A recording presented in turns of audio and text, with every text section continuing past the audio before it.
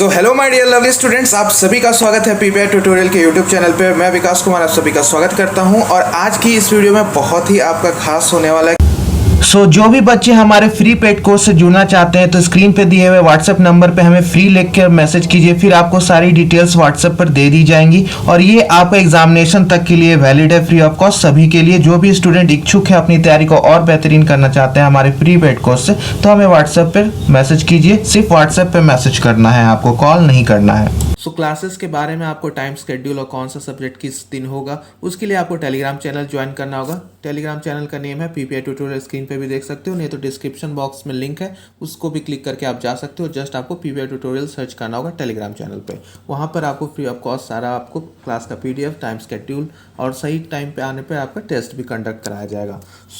आज की क्लास में हम लोग वीवीआई क्वेश्चंस करेंगे for paramedical and paramedical matric Bihar के लिए, और अच्छे से हम लोग पूरा डिटेल में करेंगे विथ एक्स्ट्रा डिटेल।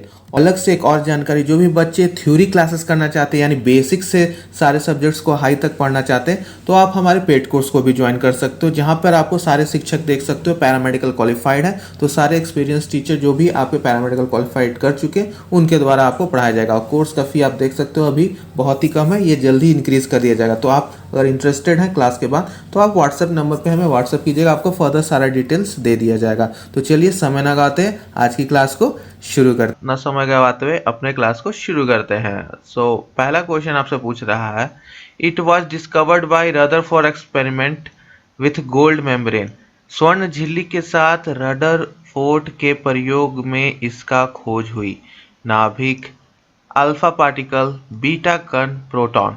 ठीक है, तो सबसे पहले चैप्टर स्टार्ट क्वेश्चंस कराने से पहले मैं आपको हमेशा बताता हूँ कि चैप्टर कौन सा है। तो ये चैप्टर नंबर आपका 2 का है, क्लास 11 स्ट्रक्चर्स ऑफ एटम, वो चैप्टर का है ये। ठीक है, वहाँ पर आपका रदरफोर्ड एक्सपेरिमेंट्स है, उसमें आपको बताना है कि स्वर्ण झिल्ली के साथ रदरफोर्ड के प्रयोग से किस चीज़ की खोज हुई थी। तो आपकी न्यूक्लियस की हुई थी, अल्फा की हुई थी, बीटा की हुई थी या आपका प्रोटॉन की हुई थी। तो जल्दी से बता दीजिए आंसर क्या होगा।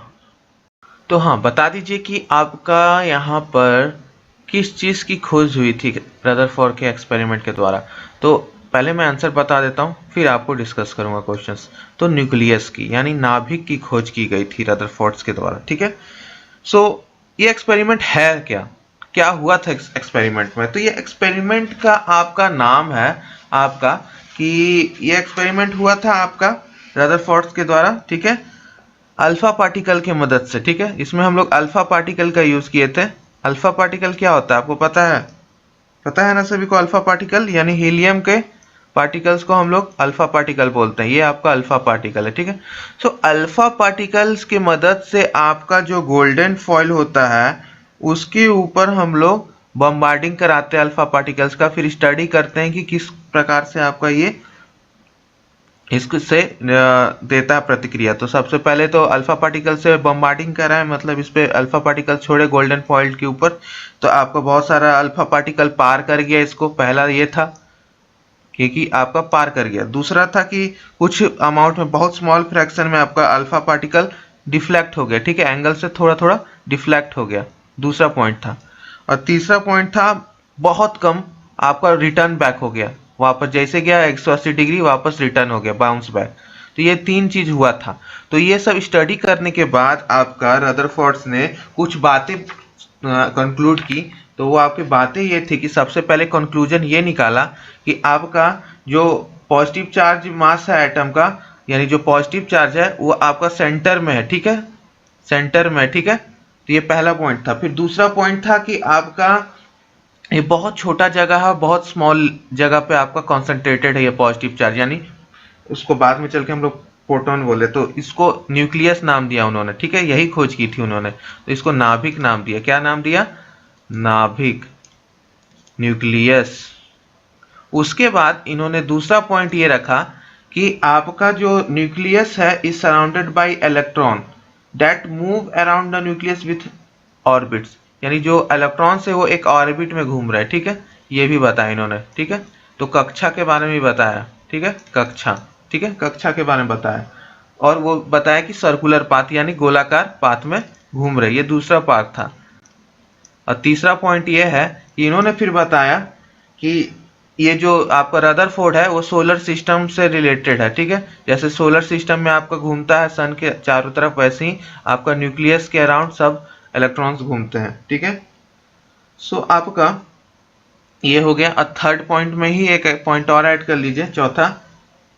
जो इलेक्ट्रॉन्स होते हैं वो न्यूक्लियस द्वारा पकड़ के रखे जाते हैं आपका विद्युत आपका फोर्स के चलते, इलेक्ट्रोस्टैटिक फोर्स के चलते, इलेक्ट्रोस्टैटिक फोर्स के चलते, ठीक है, ठीक है, अट्रैक्शन की वजह से। तो इसलिए इलेक्ट्रॉन्स आपको घूमते रहते हैं, छोड़ते नहीं है। ब्रह्मांड में तो ग्रेविटी के चलते रखा जाता है ना, गुरुत्वाकर्षण, लेकिन न्यूक्लियस में इलेक्ट्रोस्टैटिक फोर्स लगता है। तो ये कुछ बातें उन्होंने कही थी और खोज की थी न्यूक्लियस की, ठीक है। और अल्फा पार्टिकल की मदद से खोज की गई थी, ठीक है, जिसको हम लोग हीलियम का भी बोलते हैं। तो ये था आपका डिटेल एक्सप्लेनेशन क्वेश्चन नंबर 1 का। मजा आया ना डिटेल एक्सप्लेनेशन? एक बार लाइक कर दीजिए जल्दी से वीडियो, ठीक है। नेक्स्ट क्वेश्चन पे चलते हैं हम लोग, ओके। जिनको ना समझ में आए फिर से एक बार रिपीट करके देख लीजिएगा, ठीक है। Question number 2, this quantity is independent property. यह मात्रा एक स्वतंत्र गुण धर्म है। ऊर्जा, आयतन, घनत्व, द्रव्यमान। तो आपको बताना है कौन सा आपका मात्रा आपका इंडिपेंडेंट प्रॉपर्टी है। तो जल्दी बता दीजिए कौन सा है आपका इंडिपेंडेंट प्रॉपर्टी। फास्ट बता दीजिए, हाँ जल्दी से बता दीजिए कौन है आपका इंडिपेंडेंट प्रॉपर्टी। तो आपका डेंसिटी है, वो आपका इंडिपेंडेंट प्रॉपर्टी है, ठीक है। तो सी आपका करेक्ट हो जाएगा। अब इसका एक्सप्लेनेशन देख लेते हैं कैसे, ठीक है। ये एक्सप्लेन कर देते हैं अभी आपको।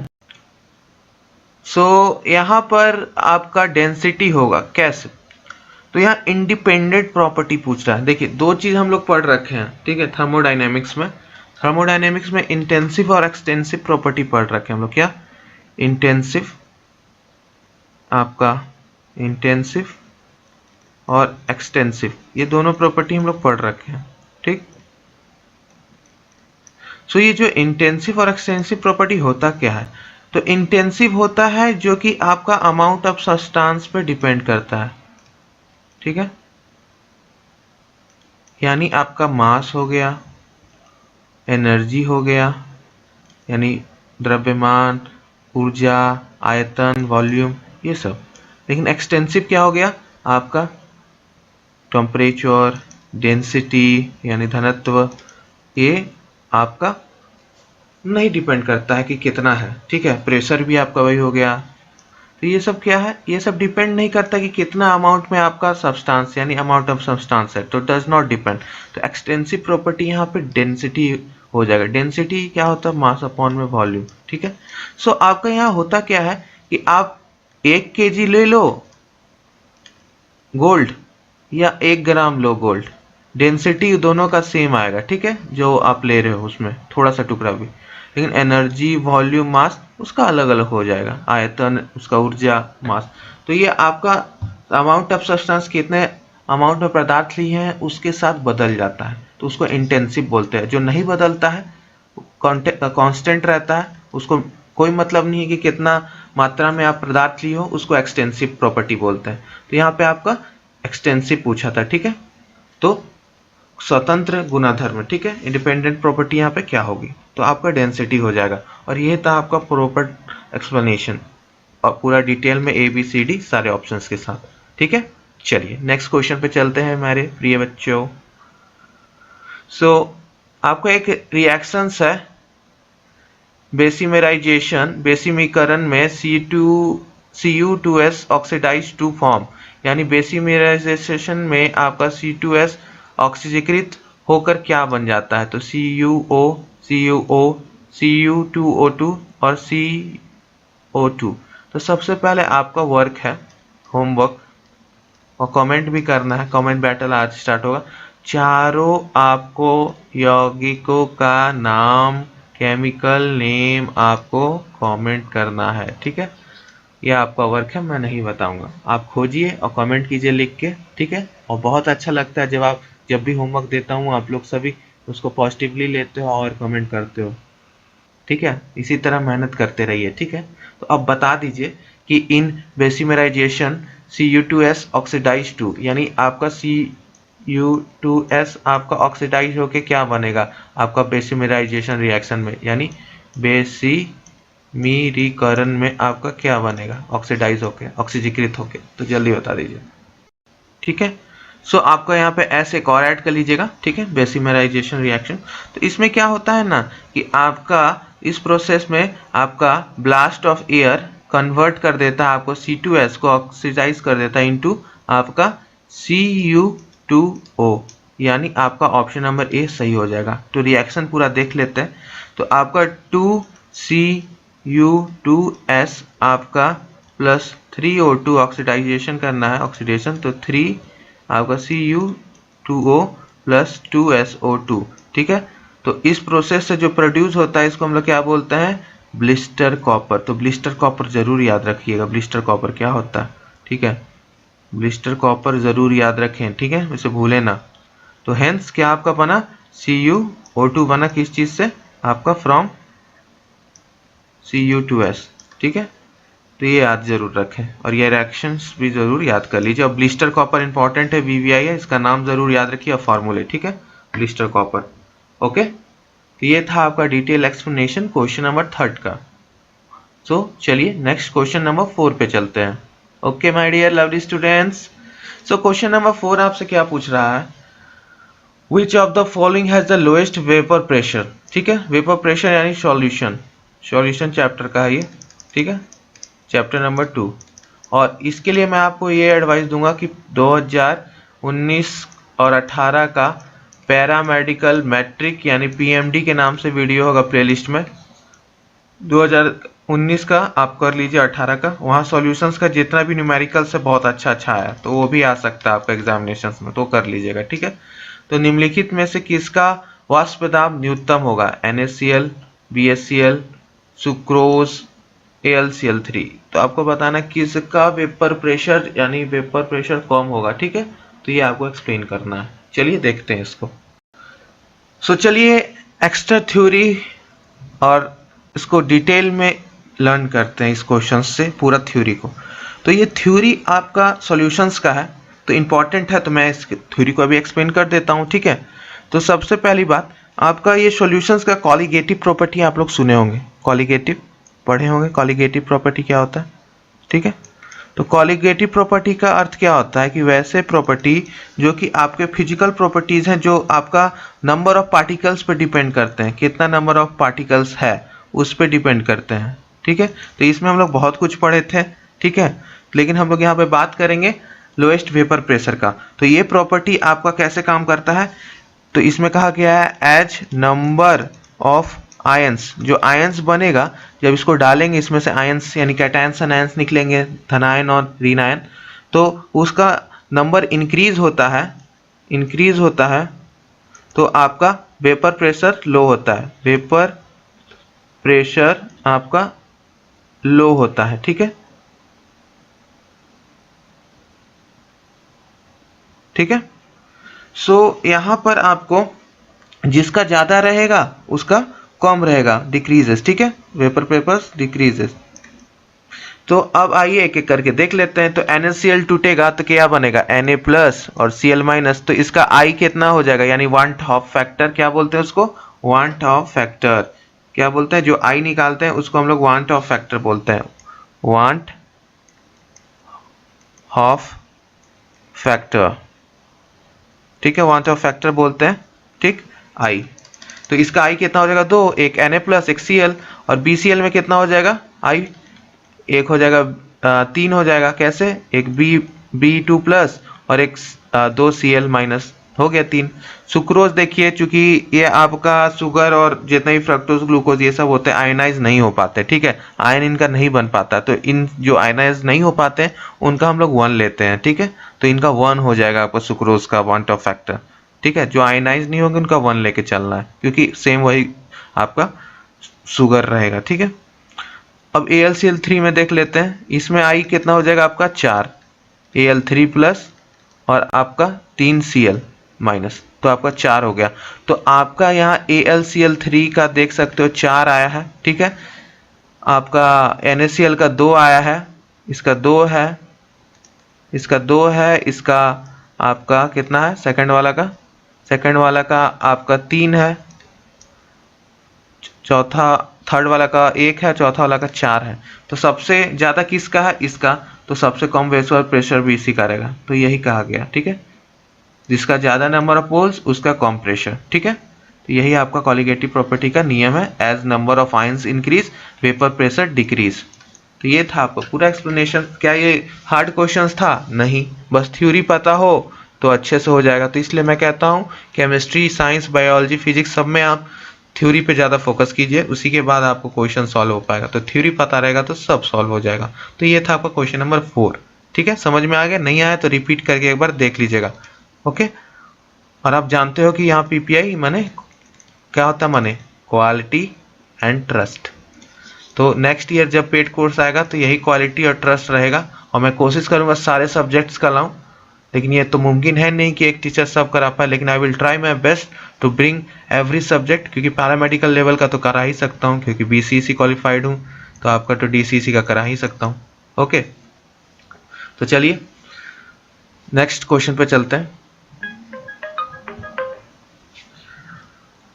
क्वेश्चन नंबर 5 आपका रिएक्शन है CH3C ट्रिपल बॉन्ड CH आपका H2SO4 और मरकरी में रखा गया तो उत्पाद क्या बनेगा, ठीक है।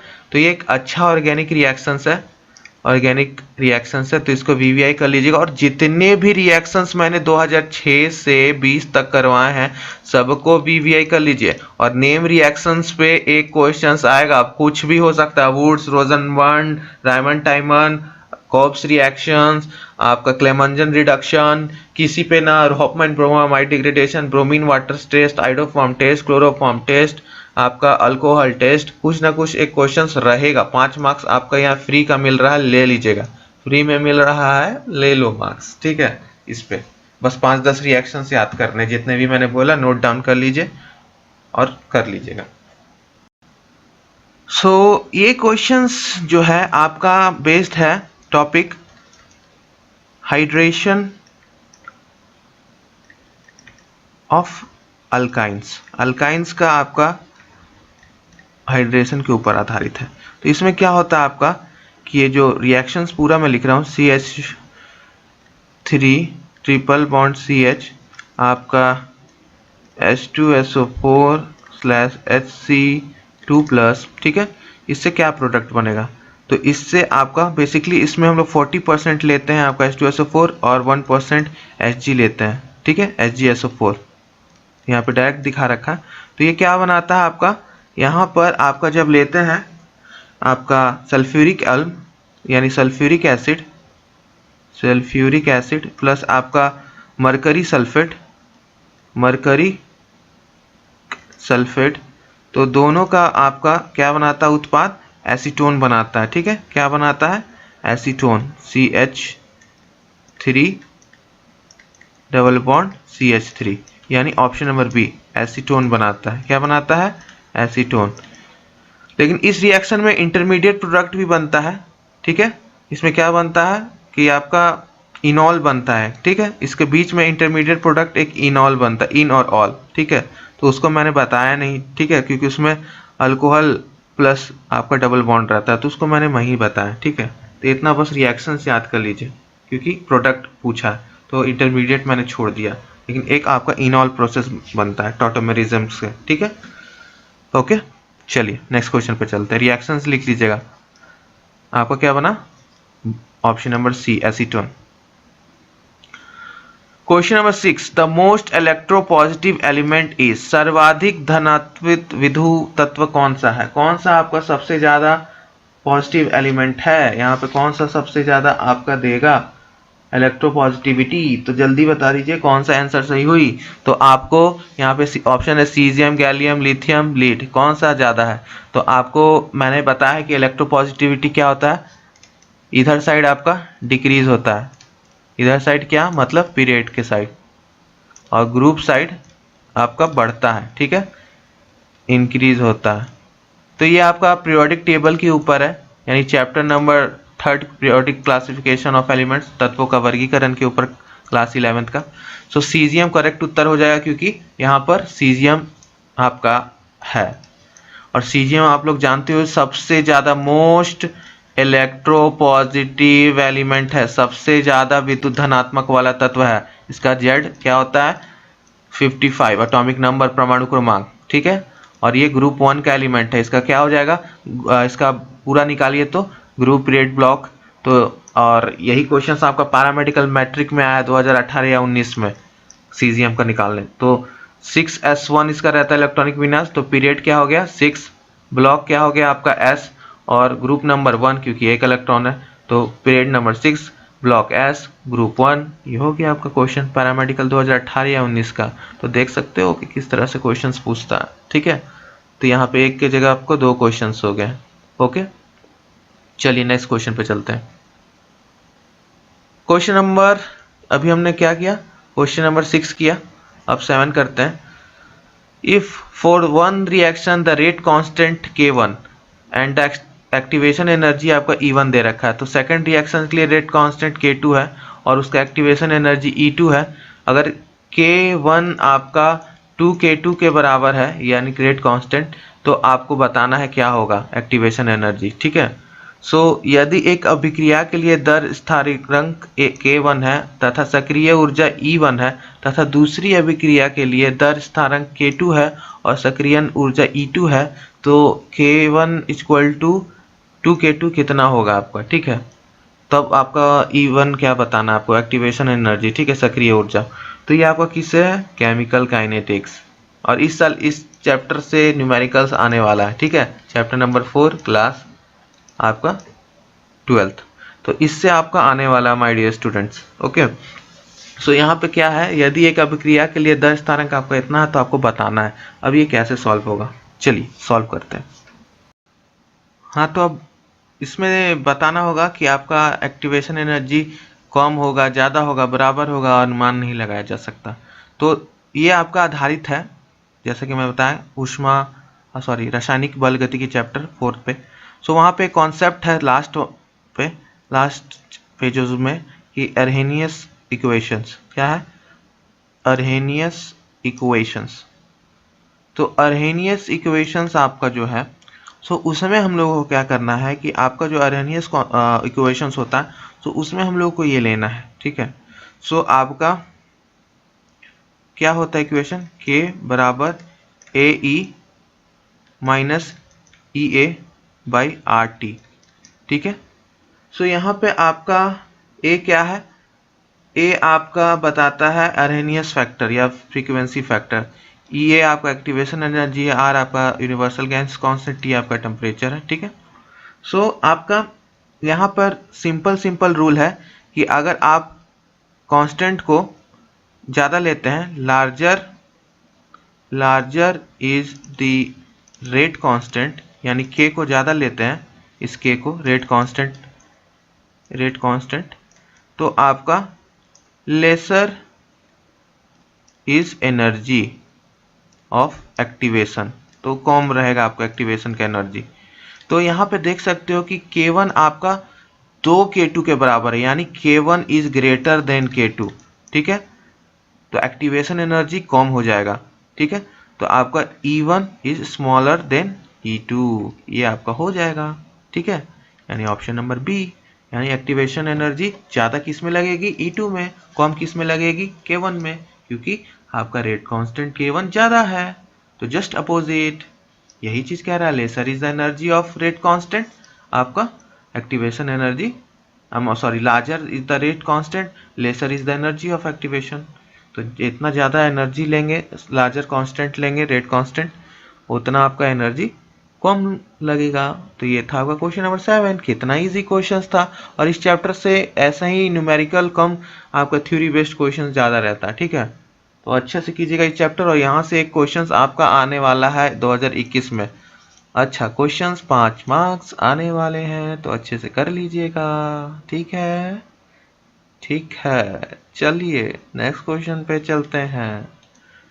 सो क्वेश्चन नंबर 8 आपसे क्या पूछ रहा है, the rate of a dissociation of radioisotopes if it is a transfer to vacuum, ठीक है। एक रेडियो समस्थानिक के विघटन की दर यदि इस नवृत्त में से स्थानांतरित किया जाए तो बढ़ेगा, घटेगा, अपरिवर्तित होगा, रिमेन अनचेंज, या रेडियो समस्थानिक की प्रकृति पर निर्भर करता है, यानी increase, decrease, remain unchanged, depend on the nature of the radio isotopes.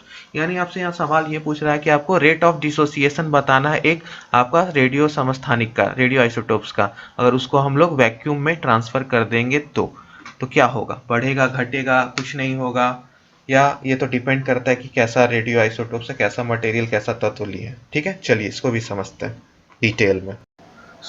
यहाँ पे क्या होगा उत्तर, तो पहले तो इसको डिसोल्यूशन को आप कर लीजिएगा डिसइंटीग्रेशन, थोड़ा सा मिस्टेक हो गया, डिसइंटीग्रेशन कर लीजिएगा। ठीक है, क्योंकि यहाँ पे डिसइंटीग्रेशन सही वर्ड है। तो जो आपका रेट ऑफ डिसइंटीग्रेशन होता है, विघटन का आपका जो होता है, वो आपका फुल्ली रहता है आपका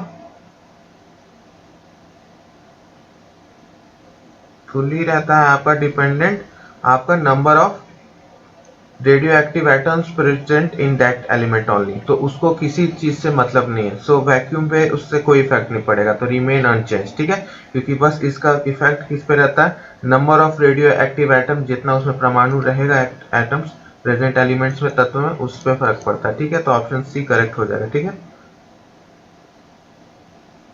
ओके। ये था आपका क्वेश्चन नंबर 8। चलते हैं क्वेश्चन नंबर 9 में।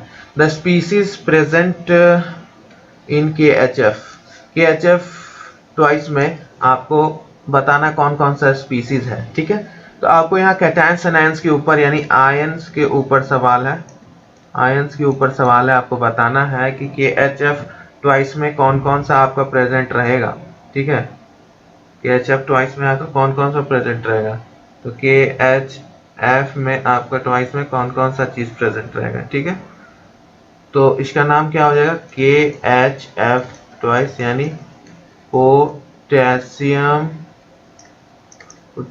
बाइफ्लोरोफ्लोराइड। ठीक है, पोटेशियम बाइफ्लोरोफ्लोराइड। ठीक है, आपका यहाँ पे क्या हो जाएगा, ठीक है, पोटेशियम बाइफ्लोराइड। इसको आयंस में तोड़ेंगे तो क्या क्या मिलेगा हमको, ये देख लेते हैं। तो जल्दी ऑप्शन बता दीजिए कौन कौन सा आयन मिलेगा। तो आपको तो एक HF ट्वाइस माइनस आयन मिलेगा और एक KH आयन मिलेगा, यानी ऑप्शन नंबर डी आपका सही हो जाएगा। ठीक है, ये 2 देगा आपको बाइफ्लोराइड। ठीक है, करेक्ट है, सबको समझ में आ गया ये वाला। ये 2 चीजों में टूटेगा तो इसको लिख लीजिए, एक्सेप्शंस करके मत लिखिएगा, मतलब ऐसे ही सिंपल है, सही है। ठीक है, चलिए नेक्स्ट क्वेश्चन पे चलते हैं। Question number 10। क्वेश्चन नंबर 10 आपसे क्या पूछ रहा है, चलिए देखते हैं। लास्ट क्वेश्चन है, उससे पहले यही बोलेंगे कि फिजिक्स, केमिस्ट्री, बायोलॉजी, इंग्लिश मैंने पूरा आपको इस चैनल से अकेले कराया है। ये मेरे तरफ से आपको मिला है साइंस प्लस इंग्लिश, यानी आपका 25 क्वेश्चंस प्लस पूरा 10 क्वेश्चंस। तो आपकी तैयारी साइंस यानी 50% क्वेश्चंस आपको यहाँ 40 क्वेश्चंस की तैयारी मैंने करवाई है, यानी आपके अपने चैनल PPI में।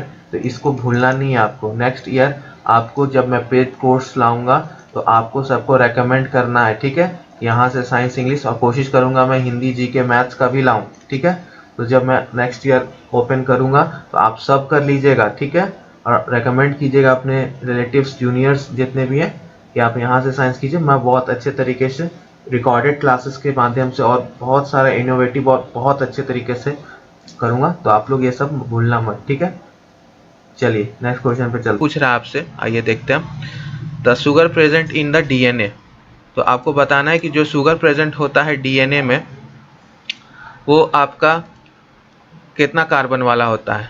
तो पेंटोस, हेक्सोस, सी हेप्टोस या टेट्रोस। तो आपका ए ऑप्शन पेंटोस सही हो गया। ठीक है, तो आपका ए ऑप्शन पेंटोस सही हो गया। ठीक है, कैसे, क्योंकि आपका DNA और RNA में, जैसे अब RNA में हम लोग देखेंगे तो कितना शुगर प्रेजेंट होगा कार्बन वाला, तो उसमें भी पेंटोस ही होता है, और DNA में भी आपका पेंटोस ही होता है। जैसे DNA का फुल फॉर्म क्या है, डीऑक्सी राइबो न्यूक्लिक एसिड। तो डीऑक्सी राइबोस, इसमें भी राइबोस है। ठीक है, इसमें भी राइबोस है, आपका नीचे देख सकते हो राइबोस। और डी का मतलब और एन का मतलब, ए का मतलब आपको फुल फॉर्म तो मैंने बता दिया। और RNA का क्या हो गया, राइबो न्यूक्लिक एसिड। तो इसमें भी राइबोस होता है आपका। तो दोनों में राइबोस और राइबोस कितना कार्बन वाला रहता है, 5 वाला। तो 5 कार्बन का रहता है, तो इसको हम लोग क्या बोलते हैं, पेंटोस। ठीक है, सो ये पेंटोस का कैटेगरी में आपका ये आंसर चला गया। ठीक है, सो हाँ, ये आपका पेंटोस का कैटेगरी में चला गया। तो इसी तरह से आपको अच्छे से इसको कर जाना है, डीऑक्सीराइबो और राइबोन्यूक्लिक एसिड। और ये बायोमोलिक्यूल्स में भी आप जाके केमिस्ट्री का क्लास 12 का जो लास्ट चैप्टर्स है उसमें बायोमोलिक्यूल्स जो है जैव अणु वाला चैप्टर, और आपका बायोलॉजी में भी जो बायोमोलिक्यूल्स है उससे ज़्यादा मैं कहूँगा कि आप केमिस्ट्री वाला करो, आपसे वो आपको बायो केमिस्ट्री दोनों में क्वेश्चंस अगर पुट हो गया तो करने में मदद करेगा। ठीक है, तो हेक्सोसेप्टोस में जैसे 6 और 7 रहता है। ठीक है, और आपको न्यूक्लियोसाइड, न्यूक्लियोटाइड, फॉस्फेट ग्रुप जो डीएनए में रहता है ये सब पता होना चाहिए। सारा आपका पॉलीमर्स पढ़ा होना चाहिए आपको। बायोमोलिक्यूल्स में ज़्यादा हार्ड नहीं है चैप्टर, बस जितना उसमें बायोमोलिक्यूल जैव अणु है उसको पढ़ लो, क्या से बना हुआ कॉम्पोजिशन वो पढ़ लो। और पॉलीमर्स में आपका जितना भी हो गया, for example Teflon, terylene, polyamide, polystyrene, आपका थर्मोसेटिंग, थर्मोप्लास्टिक, आपका पीवीसी, ये सब आपका नाइलॉन 6 बहुत इंपॉर्टेंट है, और नाइलॉन 6 दोनों। ठीक है, कॉटन, ये सब आपको इंपॉर्टेंट है। वल्कनाइज्ड रबर, ये सारा वन लाइनर क्वेश्चन है जो हर साल पूछता है। ठीक है, और यहाँ पर आप हमेशा याद रखना कि साइंस को इसी तरह से कराया जाएगा। और नेक्स्ट ईयर आप ज़रूर रेकमेंड करना, जब भी नेक्स्ट ईयर हम लोग आएंगे पेड कोर्स लेके साइंस के लिए, खासकर साइंस और इंग्लिश के लिए, तो अपने जूनियर्स को, रिलेटिव्स को, अपने छोटे भाई बहन को ज़रूर बताना कि पीपीआई पे आप साइंस की तैयारी अच्छे ढंग से करोगे, क्योंकि मैं रिकॉर्डेड क्लासेस सब लेके आऊँगा नेक्स्ट सेशन के लिए। ठीक है, चलिए नेक्स्ट क्वेश्चन पे चलते हैं। सो नेक्स्ट क्वेश्चन आपसे अब यहाँ क्या पूछ रहा है वो देख लेते हैं। तो नेक्स्ट क्वेश्चन की ओर बढ़ते हैं हम लोग। ठीक है, सो नेक्स्ट क्वेश्चन नंबर 2 आपसे पूछ रहा है, which of the following is a phospholipid. निम्नलिखित में से कौन सा एक फॉस्फोलिपिड है। आपको सरसों का तेल, लेगिथिनीन, आपका स्टेरिक एसिड, आपका कोलेस्टेरॉल। ठीक है, तो आपको बताना है कि आपका कौन सा होगा। सो आपको सही उत्तर होगा बी, लेगिथिनीन। ठीक है, तो लेगिथिनीन क्या होता है, एक फॉस्फोलिपिड है, येलो रंग का ब्राउन फैटी सब्सटेंस। ठीक है, ठीक है, जो कि आपका बना हुआ है glycerol, fatty acid, phosphate group और कॉलिन से। ठीक है, ठीक, सो ये फॉस्फेट है, फॉस्फोलिपिड। तो ये glycerol plus 2 fatty acids plus phosphate group plus आपका कोलिन, इस चीज़ से बना हुआ है। ठीक है, तो इसको लिख लीजिए, glycerol plus 2 fatty acid plus phosphate plus choline. So ये क्वेश्चंस को आप लोग डाल दीजिए अपना इंपॉर्टेंट वन लाइनर क्वेश्चंस में। यहाँ से आपको वन लाइनर क्वेश्चंस आ सकते हैं। ठीक है, ये क्वेश्चंस जब भी आपको लगे कि नहीं समझ में आ रहा है इसका डिटेल्स कैसे पढ़े, तो उसको वन लाइनर में डाल दीजिएगा, हो सकता है डायरेक्टली रिपीट कर दिया जाए। ठीक है, और नेक्स्ट ईयर मैं एग्ज़ाम्स के बाद, इस एग्ज़ाम्स के बाद इसी काम पे लग जाऊंगा कि आपका फिजिक्स, केमिस्ट्री, बायोलॉजी का रिकॉर्डेड क्लास पूरा एकदम अच्छे से बाइलिंगुअल हिंदी इंग्लिश दोनों में रिकॉर्ड करके उसको अच्छे से सेव करके रख दूं, कि नेक्स्ट ईयर मैं उसको जो बच्चे तैयारी कर रहे हैं उनको दूं। तो इसमें कम से कम 2 से 3 मंथ्स लगेगा करने में। फिजिक्स, केमिस्ट्री, बायो का पूरा डिटेल में भी करके रखूँगा कि जो शुरू से पढ़ना चाहते हैं, और क्रैश कोर्स के रूप में शॉर्ट्स वीडियोज़ भी जो क्रैश कोर्स के रूप में, तो दोनों रहेगा आपको इस चैनल पर। ठीक है, चलिए आ जाइए नेक्स्ट क्वेश्चन पे चलते हैं। क्वेश्चन नंबर आपसे 3 क्या पूछ रहा है। 3 क्वेश्चन आपसे पूछ रहा है यहाँ पे कि आपको बताना है कि which of the following is not a mucus. Mucus नहीं है, यानी निम्नलिखित में से कौन सा एक श्लेष्म नहीं है। श्लेष्म बताना आपको नहीं है। ठीक है, नहीं और है का जरूर ध्यान रखिएगा। अगर एल्जिनिक अल्म, कैराकेनिन, मंड, तो आपको अगर एल्जेनिक एसिड, कैरागेनिन या स्टार्च। तो देखिए श्लेष्म यानी म्यूकस क्या होता है, आपका एक सफ़ेद रंग का पदार्थ। ठीक है, जो घोल के जैसा दिखता है, घोल बनाने के टाइप्स। तो अगर एल्जेनिक और कैरागेनिन ये तीनों वही चीज़ है। स्टार्च आपका क्या है, स्टार्च आपका नहीं है। ठीक है, मंड नहीं है वो। ठीक है, म्यूकस। तो डी ऑप्शन इसका करेक्ट हो जाएगा। ठीक है, तो इसका हो गया आपका डी ऑप्शन। चलिए नेक्स्ट क्वेश्चन देख लेते हैं। Animal die from cyanide, this is an example of, यानी आपका साइनाइड से पशु मर जाते हैं, यह किसका उदाहरण है। कॉम्पिटिटिव इनहिबिशन, आपका एलोस्टोटिक इन्हिबिशन, ट्रॉपिक सप्रेशन, नॉन कॉम्पिटिटिव इबिनिशंस। ठीक है, तो आपको बताना है किसके कारण मर जाते हैं आपका, जल्दी बताइए। तो प्रतियोगिता संदमन, एलोस्टोटिक संबंधन, आपका ट्रॉपिक सप्रेशन, या डी नॉन कॉम्पिटिटिव, किसके कारण आपका मर जाते हैं। तो करेक्ट उत्तर होगा आपका यस, नॉन कॉम्पिटिटिव इनिबिशन। ठीक है, नॉन कॉम्पिटिटिव इनिबिशन के कारण आपका साइनाइड पॉइजनिंग की वजह से आपका पशु मर जाते हैं। ठीक है, और ये आपका कहाँ से क्वेश्चन आया है, तो अभी मैंने बताया ये लास्ट चैप्टर, आपको लग रहा होगा ये बायोलॉजी का प्रश्न है, लेकिन ये बायोलॉजी सेक्शन में पूछा गया है, ये था बायोलॉजी सेक्शन के प्रीवियस ईयर में, लेकिन ये केमिस्ट्री का पार्ट में कहूँगा इसको। ठीक है, केमिस्ट्री का जो लास्ट चैप्टर है क्लास 12 का, वहाँ पे कॉम्पिटिटिव इनिबिटर्स के बारे में आपको दे रखा है, तो वहाँ का चैप्टर जरूर पढ़ लीजिएगा, लास्ट वाला चैप्टर, शायद केमिस्ट्री इन एवरीडे लाइफ नाम है इस चैप्टर का। ठीक है, तो वो जरूर कर लीजिएगा वन लाइनर्स के लिए। Injection of fluid by a cell is called. ठीक है, तो एक सेल के द्वारा injection of fluid by cell is called, एक कोशिका द्वारा द्रव के अंतर्ग्रहण को क्या कहते हैं, passive transport, granular feeding, cell feeding, cytoplasmic, क्या बोलते हैं, तो इंजेक्शन होता है। ठीक है, ठीक है, तो एक कोशिका द्वारा द्रव की अंतर्ग्रहण होता है, तो ये किस चीज में आएगा बताइए। तो इसको हम लोग इंजेक्शन डालेंगे, हम लोग बताइए। देखिए यहाँ जो क्वेश्चन है ना पिनो, ये वाला, सो इसका करेक्ट आंसर होगा पिनोसाइटोसिस। ठीक है, पिनोसाइटोसिस, इसको हम लोग बोलते हैं कि फ्लूइड्स को इंजेक्शन करना। ठीक है, तो पिनोसाइटोसिस में होता है, इसका सही हिंदी तो मुझे नहीं मिला, लेकिन शायद इसका सही हिंदी होगा कोशिका पायन।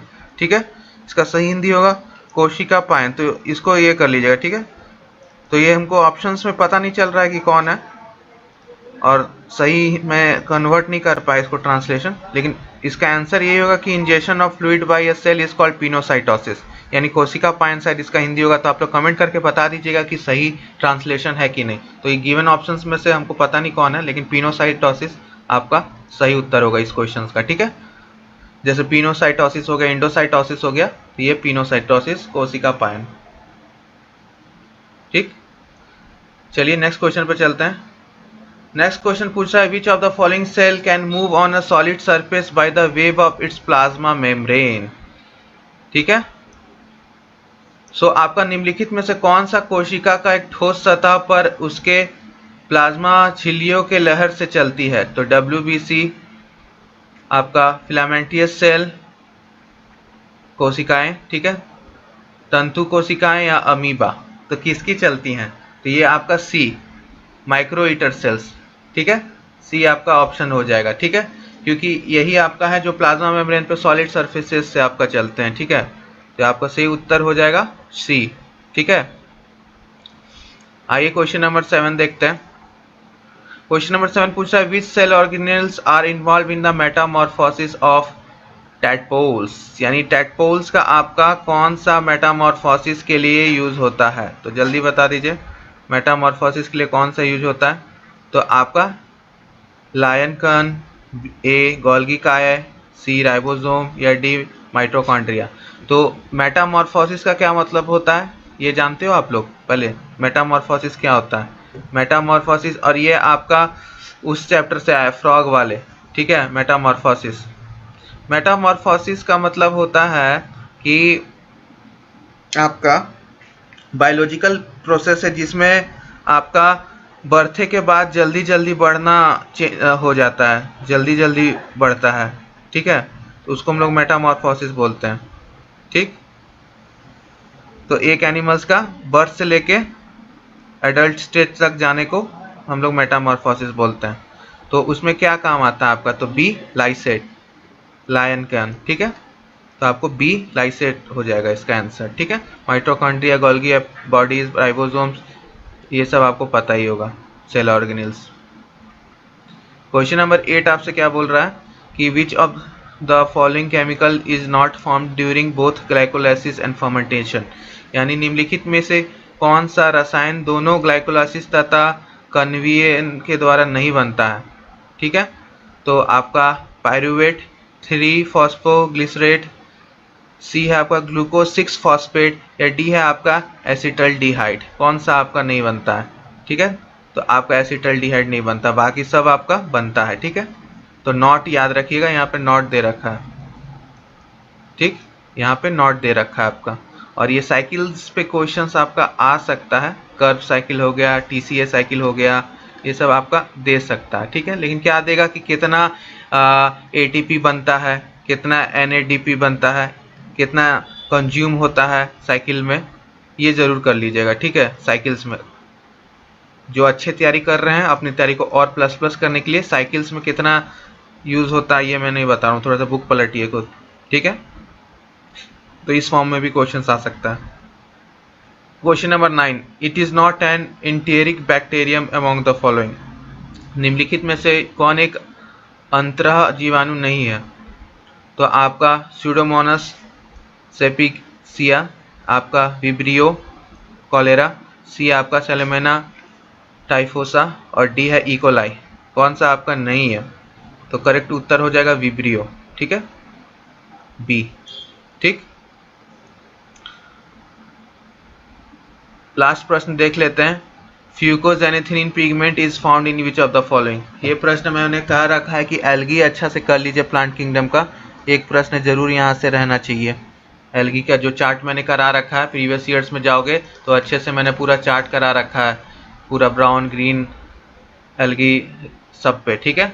तो भूरा सहवाल, हरा सहवाल, लाल सहवाल, ब्लू ग्रीन रेड सब पे हमको डायटम्स सब पे आपको मैंने करा रखा है अच्छे से डिटेल में।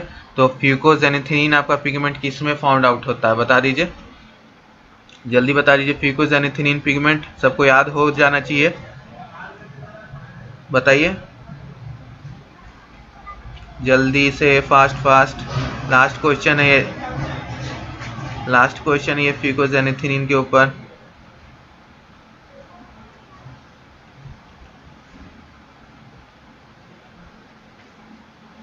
हाँ, सो करेक्ट उत्तर आपका होगा ए, भूरे सहवाल में, ब्राउन एल्गी में। सो ये वाला चार्ट पूरा कर लीजिएगा माय डियर स्टूडेंट, ये वाला चार्ट पूरा कर लीजिएगा और सभी को बेस्ट